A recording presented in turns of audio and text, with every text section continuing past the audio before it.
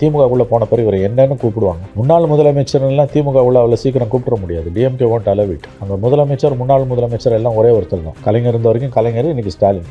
ஒருவேளை திமுக இந்த எலெக்ஷனில் தோத்துருச்சுன்னா இவர் திமுகவில் போன பிறகு முன்னாள் முதலமைச்சர் ஸ்டாலின், முன்னாள் முதலமைச்சர் ஓபிஎஸ் ரெண்டு பேரையும் சொல்றது திமுக சிஸ்டம் அலோவ் பண்ணுமா? அதெல்லாம் ரொம்ப கேர்ஃபுல்லாக இருப்பாங்க. தாவேக்கால எப்படி செங்கோட்டையன் அவர்கள் வந்து பாக்கெட்ல அம்மாவோட படத்தை வச்சுட்டு இருக்காரோ அந்த மாதிரி டிஎம்கேல இவர் பண்ண முடியாது. ஏன்னா அம்மாவுக்கு ரொம்ப லாயலா இருந்தவர். இன்ஃபேக்ட் திரு ஐயப்பன் அவர்கள் சட்டசபையில் பேசினப்போ எம்ஜிஆர் அண்ட் அம்மாவினுடைய ஆசையோட ஸ்டாலின் ஜெயிப்பார்லாம் அவர் சொன்னாரு. அதாவது மக்கள் முட்டாளுன்னு இவங்க எல்லாம் நினைச்சிட்டு இருப்பாங்க. பட் அதுக்காக வந்து ஜெயலலிதாவும் எம்ஜிஆரும் ஜெயலலிதாவும் ஆசீர்வாதத்தில் ஸ்டாலின் ஜெயிப்பாருன்னா சராசரி அதிமுக தொண்டை அதை வந்து அவனோட ரியாக்ஷனை பற்றி நான் வார்த்தைகளால் சொல்ல விரும்பல. அது ரொம்ப அவலமாக இருக்கும். இவங்க எந்த அளவுக்கு கீழே இறங்கி போவாங்கன்றதுக்கு இதெல்லாம் உதாரணம். தட் எம்எல்ஏ வச்சுங்க, is nobody. This man is a 3-term chief minister. இவருக்கு அங்கே என்ன மரியாதை இருக்கும்? இன்றைக்கி நீ அரசியலில் ஒதுங்கினா உங்களுக்கு இருக்க மரியாதை கூட திமுக போன பிறகு இருக்காது. நான் அதைத்தான் கேட்குறேன். திமுகவில் போன பிறகு இவரை என்னவென்று அட்ரஸ் பண்ணுவாங்க, விழிப்பார்கள்.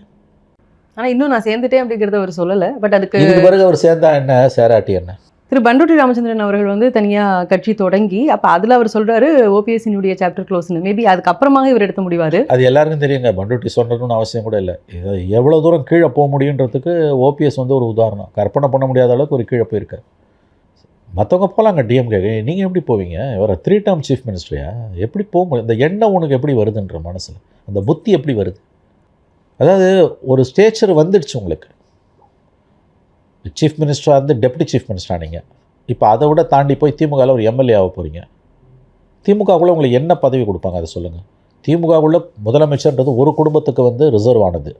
உங்களுக்கு பிடிக்குதோ பிடிக்கலையோ அது யதார்த்தம். அதை ஒத்துக்கிட்டு தான் அந்த கட்சியில் இருக்கான். அது சரி தப்புன்றது வேறு. That post has been reserved for only one family. இப்போ உங்களுக்கு வேறு என்ன பதவி கிடைக்கும்? மந்திரி பதவி கிடைக்குமா? ஸ்பீக்கர் போஸ்ட்லாம் அவ்வளோ சீக்கிரம் கொடுக்க மாட்டாங்க. லாயல்ட்டி எதிர்பார்ப்பாங்க. அப்போ திமுகவுள்ளே நீங்கள் சேர்ந்து உங்களுக்கு என்ன பதவி கொடுப்பாங்க சொல்லுங்கள். நீங்கள் எந்த பதவி இது வரைக்கும் நீங்கள் வகித்த பதவியோட வசந்ததாக இருக்கும், உயர்ந்ததாக இருக்கும்? அப்போது இவருடைய நட்பு வட்டாரத்தில் இருக்கக்கூடிய செங்கோட்டையன் அவர்கள் இருக்கக்கூடிய தாவேக்காக்கு விரையா சார் போல. மேடம் நீங்கள் புரிஞ்சுக்கோங்க, நீங்கள் தாவேக்காக்கு எல்லாரும் போயிட முடியாது.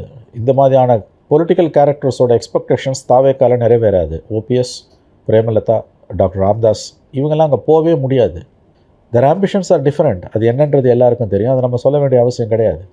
ஒரு எம்எல்ஏ இல்லை ஒரு பதவி அல்லது ஒரு விஷயங்களை தாண்டி அட்லீஸ்ட் இப்போ செங்கோட்டையன் அவர்களுக்கு தாவேக்காக்கு போனதுக்கு அப்புறமாக கிடைச்ச ஒரு இமேஜ்னு ஒன்று இருக்கு இல்லையா சார்? அது ரீடிஃபைன் பண்ண இமேஜ்னு தான் அவரே சொல்கிறாரு. அந்த மாதிரியான ஒரு இமேஜ் பர்செப்ஷனுக்காகவாது அவர் போகக்கூடாது. அவரோட பிரச்சனை இமேஜ் பர்செப்ஷன் கிடையாது, இல்லை ரெக்யர்மெண்ட்ஸ் வேறு. நான் தான் சொல்கிறேன். அப்புறம் அவர் இமேஜ் பர்செப்ஷனை பற்றி நீங்கள் ஏன் கவலைப்படுறீங்க? நீங்கள் ரொம்ப இதை நம்ம டிஸ்கஸ் பண்ண வேண்டிய அவசியமே இல்லை. நீங்கள் மட்டும் இல்லை, இந்த யாருமே இதை டிஸ்கஸ் பண்ண வேண்டிய அவசியமே இல்லை. ஏன்னா the very fact speaks for the nauseating nature of his behavior. அதாவது அந்த கட்சியில் 55 வருஷமாக இருக்க அந்த கட்சியில் காலமெல்லாம் உழைச்சி ஒரு வட்ட செயலாளர் அல்லது பகுதி செயலாளர், மாவட்ட செயலாளராக வரவே முடியாமல் செத்து போனவன் லட்சக்கணக்கில் இருக்கான்.